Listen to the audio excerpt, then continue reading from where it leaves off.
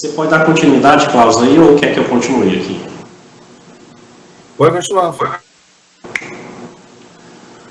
Pois muito bem, se der até para dar um zoom aí, Klaus, eu lhe agradeço para a gente entender melhor. Essa projeção não foi feita com Zé Ninguém não, meu amigo. Teve uma cartografia muito grande, se eu não me engano, ela é de 1800 e alguma coisa, né? Nesse mapa aí mostra, acho que é lá em cima, Klaus, mostra. Mas ela é do século XIX, tá bom? A matemática por trás dessa projeção, ela é simplesmente fantástica. O cara não gastou pouco tempo, não. Era um geógrafo aí muito bom, ok? Portanto, essa projeção é o que nós acreditamos que mais se assemelha à projeção, que mais se assemelha com o modelo da Terra plana, ok? Rafael, ele tem aberrações? Muito provavelmente ele tem, ok? Mas a tentativa dessa projeção, inclusive a projeção que a Organização das Nações Unidas utiliza, né, nesse símbolo aí que o Cláudio está mostrando, olha aí, ó, ela não nasceu à toa, né? Quando a gente fala que existem os donos do mundo que sabem de uma coisa e quer implantar outra, existe. Isso aí não é à toa, não é teoria da conspiração. Pois muito bem. Falando de voos, o que é que você tem que ter noção? Os aviões voam em velocidades diferentes. Ok? Você tem Boeings voando a 800 a 900 km por hora, mas tem Boeings voando a 1.200 km por hora. Dá uma diferença aí de 400 km por hora. Vai depender do projeto do avião. E vai depender em que região do mapa mundi ele está sobrevoando. Por exemplo, quando você sobrevoa acima da linha do Equador, a pressão atmosférica é 1. Quando você voa, vou usar esse termo para vocês entenderem melhor, quando você voa no hemisfério norte, eu não acredito em hemisfério norte e sul, para acreditar em hemisfério, eu tenho que acreditar que a Terra é esférica, mas é para que você entenda o que eu estou falando. Quando você sobrevoa no hemisfério norte, a pressão é 1 da atmosfera, mas quando você sobrevoa no hemisfério sul, a pressão é outra. Se a pressão diminui, o atrito diminui e o avião corre mais. Outro aspecto importante são as correntes de ar, né, chamadas jet streams. Né? Existem correntes de ar que facilitam, assim como existem essas correntes marítimas que as tartarugas pegam para poder viajar velocidades mais rápidas nos oceanos, também existe isso na atmosfera. Né? Então, é muito limitado você só usar a questão de tempo de voo, ok? É mais preciso você acompanhar a trajetória, que tem muitas trajetórias que elas não fazem sentido. Eu queria estar com a caneta aqui agora, mas eu acho que o Klaus pode utilizar talvez uma caneta aí para mostrar. Por exemplo, uma coisa muito interessante do voo de Santiago até Sydney é que ele passa pelos Estados Unidos. Como assim? Se Santiago está no hemisfério sul, Chile, e Sydney, Argentina, Austrália está no hemisfério sul. Por que eles têm que subir para o hemisfério norte para chegar na Austrália? Olha, eu vou dizer uma coisa para você. Você tem uma coisa que não faz sentido, são os voos no modelo esférico. Os voos geralmente parece que fazem V, eles sobem no modelo esférico. Eles, sai aqui de Santiago, sobe para os Estados Unidos e desce para a Austrália. Geralmente eles fazem V. No modelo da Terra plana, não. Na projeção azimutal equidistante, geralmente é linha reta. E com a menor distância entre dois pontos, e os aviões fazem isso para economizar combustível, é uma reta. Ok?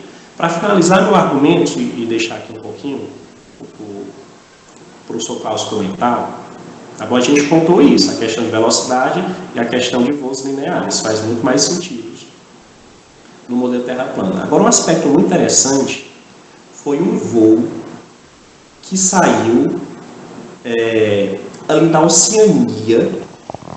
Esse voo, ele saiu de Bali, Taiwan, e o destino dele era Las Vegas. Aí, nesse mapa, dá para você ter uma noção mais ou menos. O professor Klaus poder até aproximar mais, né? Ó, ele saiu ali da Oceania, ok?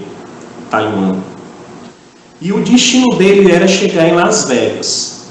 Esse voo, vou colocar aqui a data para você, 13 de novembro do ano de 2015. 15. Esse voo deveria ser 19 horas de voo. Tinha uma mulher grávida que começou a entrar em trabalho de parto. O tempo de voo estava em 6 horas, ou seja, 1/3 do tempo de voo. Ok? E aí o piloto do avião viu a necessidade de fazer um pouso de emergência. E sabe onde é que foi feito o pouso de emergência? No Alasca. Eu mandei uma imagem para o Cláudio, eu não sei se ele consegue abrir para vocês, mas eu vou ficar aqui ainda nesse mapa. Se ele achar, ele me dá um sinal aí, eu mandei até pelo zap, né? Achei uma foto aqui, mandei. Se ele conseguir, a gente avança nessa imagem. Portanto, como vocês estão vendo nessa imagem aí, não faz o menor sentido a imagem do lado esquerdo, ó. A imagem do lado esquerdo é o modelo esférico. Suposto modelo esférico. Não gosto nem de chamar mais, suposto. Do lado direito, o modelo que nós acreditamos seja o mais próximo do modelo da Terra plana, que ainda está sendo aprimorado. Provavelmente, talvez em alguns anos, a gente tenha algo mais preciso, mas por enquanto a gente usa a projeção azimutal equidistante. Olha na imagem da direita, o voo saindo da Oceania, ali de Taiwan, seria só pacífico, em linha reta, até chegar em Las Vegas.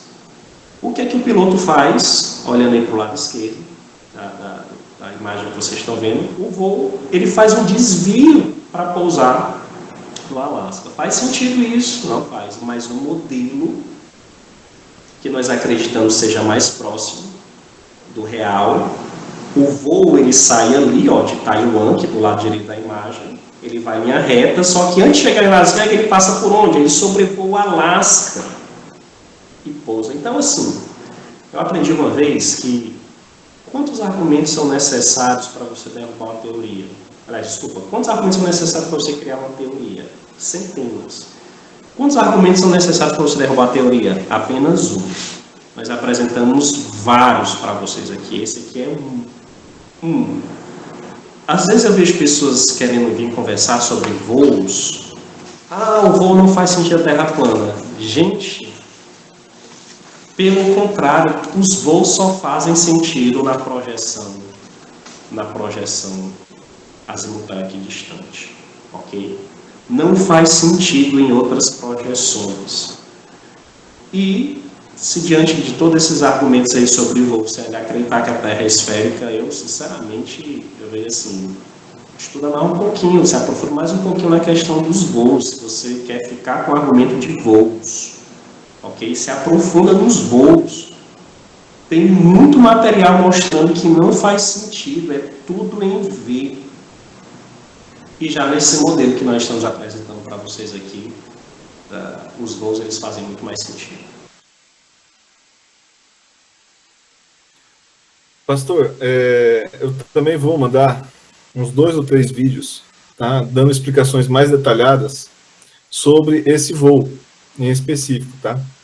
Mas só para aproveitar a imagem que já está aqui em tela, vocês enxergam o meu mouse? Sim. Então, veja, mesmo nessa projeção azimutal equidistante, falei certo aí, professor Rafael? Então, a última vez que eu escutei esses termos foi em 2007, 2008, quando eu estava no quartel. Olha aí. Então não é algo novo, né? Então veja, nessa projeção, o Equador, que é representado aqui no meio, ó, ele tem 40 mil quilômetros de perímetro, conforme o modelo apregoado como sendo consensado pela ciência atualmente. Então aqui ó, nessa região, o Equador tem 40 mil quilômetros de perímetro. E aqui no paralelo 60, mais ou menos aqui pertinho aqui da Antártida, aqui, ó, o perímetro é de 20.088 metros. Desculpe, quilômetros. Então, veja, a gente é induzido pela imagem a acreditar que as distâncias são muito maiores do que a gente esperaria que fossem se o modelo fosse aqui, por exemplo, olha, no de projeção cilíndrica, né? De projeção cilíndrica, a Austrália parece muito mais próxima do Chile do que aqui nesse outro modelo, né? Azimutal, onde o Chile está aqui e a Austrália está aqui. Mas veja, mesmo nesse modelo aqui, ó, na verdade, mesmo nessa projeção, Esse círculo aqui, olha, do paralelo 60, tá? Ele tem 20.088 quilômetros. Ok? Então, veja. Temos um mapa definido como sendo o mapa da Terra plana? Não. Essa aqui é outra projeção do modelo esférico. Por incrível que pareça. Isso aqui é uma projeção do modelo esférico. Tá? Presume-se, né? Quem entende que a Terra, na verdade, tem esse formato aqui, sabe que as distâncias são diferentes das que a gente conhece, né? Mas a gente tem uma ideia da real distância entre esses dois pontos? Não. O que a gente sabe é que todos os equipamentos são ajustados, tá? Dentro de projeções que acomodem essas medidas e as velocidades da forma como esse modelo esférico preconiza. A questão é a seguinte: o que eu quero dizer? Se um avião, tá, sair aqui direto, reto, para a Austrália, aqui do Chile para a Austrália, tá? Mesmo que ele vá assim, ó, beirando a borda, tá? Se ele aumenta, se ele dobra a velocidade dele, por exemplo, tá? Se ele dobra a velocidade dele, a gente vai perceber de dentro da aeronave? Não. Aí vai dizer assim, não, mas o avião não tem capacidade mecânica de dobrar a própria velocidade. Mas veja, ele não precisa ter só capacidade mecânica, ele pode aproveitar as correntes de jato, que elas ajudam o avião a andar muito mais rápido, tá? Do que é o esperado. Então, veja, aqui basta o piloto voar mais rápido, ele vai alcançar o outro lado ali. Esse avião especificamente, né, da Qantas Airlines, né, esse voo aqui, ó. Cadê o voo? Tá aqui, ó. Esse voo é o avião... Agora a internet vai me trair aqui. Tá. Essa aeronave, ela vai conseguir, tá, realizar voos muito maiores do que a gente imagina. Tá? E ela tem feito isso ao longo do nosso mundo. Tá? Eu vou passar isso na informação de vídeo. Mas eu queria tocar num tema bem específico. Eu vou trocar aqui o slide, pastor. É rápido. Então, falando em aviões. Tá? Falando em aviões. Eu gostaria de falar do avião mais rápido já construído pelo homem, tá? É o SR-71. É o Pássaro Negro, Blackbird. Ele foi muito usado durante a Guerra Fria como avião espião. Por quê? Porque ele voa a 25 km de altura, a Mach 3, mais de 3.000 km por hora. Então, nenhum míssil balístico conseguiu alcançar esse avião. Esse avião não foi derrubado porque ele nunca foi alcançado por nenhuma outra aeronave ou por nenhum outro equipamento de guerra. Então, é um avião extremo. Ele é subespacial, né? Ele voa quase que 2 vezes mais alto que qualquer avião comercial que a gente está acostumado a usar. E rápido demais. Então, é uma aeronave crítica. Tá? É uma aeronave que, se ela não tiver uma compensação adequada, né, para voar, ela rapidamente sairia, né, da nossa atmosfera. Agora, o que é de interessante? Esses 2 documentos são documentos da NASA. Tá? E eles tratam dos cálculos, né, para o projeto dessa aeronave, para suas aplicações. Né? O que é interessante é que os 2 documentos eles trazem uma informação interessante. Olha, eles são construídos, né, eles consideram que a aeronave vai voar acima de uma plana e não rotacional Terra. Aqui, ó. Flying over a flat non-rotation Earth. Os 2. Esse aqui, ó, só non-rotation Earth. Então, veja, os 2 documentos indicam que a aeronave foi projetada para voar em cima de um mundo plano e não rotacional. Esses documentos eram sigilosos, porque o prazo de sigilo deles acabou, eles foram publicados, né, pelo governo americano. E eles vieram à tona. Eu tenho esses documentos. Eu não sei se esses links ainda funcionam. É comum a gente pegar situações onde os links ficam cegos. Depois eu testo novo e depois eu passo para o pastor esses links, senão eu passo os documentos mesmo que eu já tinha baixado para mim. Então veja, essa aeronave, que eu acho que é a mais extrema de todas, ela voa considerando o quê? Né? Um mundo plano e não rotacional. E se você for considerar também esse próprio voo do Chile para a Austrália, Se considerar o voo, a velocidade de cruzeiro informada pela Qantas, né, que é de 800 km por hora mais ou menos, lá naquela região, no paralelo 60, considerando os 20.088 quilômetros de perímetro, né, a velocidade linear do globo, vamos colocar dessa forma, falando na linguajar consensada aí pela ciência, a velocidade de perímetro do globo ali é a metade da do Equador. Entenda que o Equador tem 40 mil quilômetros, lá tem 20 mil. Então, lá também a velocidade é mais ou menos 800 quilômetros por hora, que o globo giraria assim em relação à superfície da Terra. Então, veja, o avião vai do Chile até a Austrália e gasta 14 horas. E ele volta e gasta as mesmas 14 horas. Só que quando ele vai, né, ele vai contra o sentido de rotação do planeta, né? Ele deveria, vamos dizer, alcançar mais rápido. Mas quando ele volta, né? Não, ao contrário. Não, é isso mesmo. Quando ele volta, ele está perseguindo o Chile.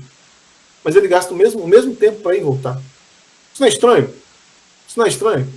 E aí você tem a NASA aqui usando um modelo, interessante isso, para o Blackbird, que é o avião mais extremo de todos, numa terra plana e não rotacional. Então, eu vou depois encaminhar o vídeo, pastor, com mais detalhes a respeito desses voos